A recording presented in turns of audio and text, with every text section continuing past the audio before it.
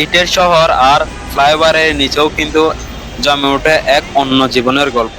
রঙিন ছাতার নিচে সাজানো ছোট ছোট দোকানগুলো আর মানুষের আনাগোনা এই যেন এক চলন্ত ক্যানভাস।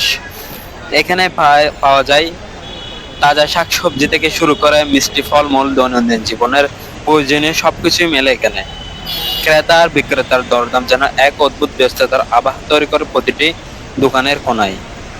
এখানে শুধু কেনাবেচা নয়, মিলে নানা বয়সের নানা রঙের মানুষের ভিড়। প্রতিটি মানুষ কাজের শেষে বাড়ি ফেরার সময় কিংবা সংসারের বাজার সামলানোর কাজ, সবার গন্তব্য যেন এক মিলেমিশে একাকার। এক পাশে শহরের দাবমান চাকা আর অন্য পাশে বেঁচে থাকার তাগিদে খেটে খাওয়া মানুষের নিরন্তর চেষ্টা। ব্যস্ততার মাঝে এই কোলাহল লুকিয়ে থাকে আমাদের শহরের আসল রূপ। ফ্লাইওভারের ছায়ায় গড়ে ওঠে এই হাট বাজার শুধু একটি কেনাকাটার স্থান নয়, এটি আমাদের দৈনন্দিন জীবনের এক জীবন্ত দলিল।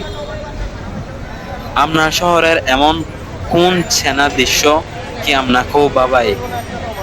এটা হচ্ছে আমাদের শহরের যখন মানুষজন মসজিদে নামাজ শেষে শুক্রবারে যখন বাসায় ফিরে যায় নামাজটা হাতে নিয়ে, তখন হচ্ছে রোডের পাশে ফ্লাইওভারের নিচে এভাবে এত সুন্দরভাবে সাজানো গোছানো দোকানগুলো বসে এবং আমরা এখান থেকে কেনাকাটা করি, আমাদের বাসায় নিয়ে যাই যার যেটা প্রয়োজন হয়।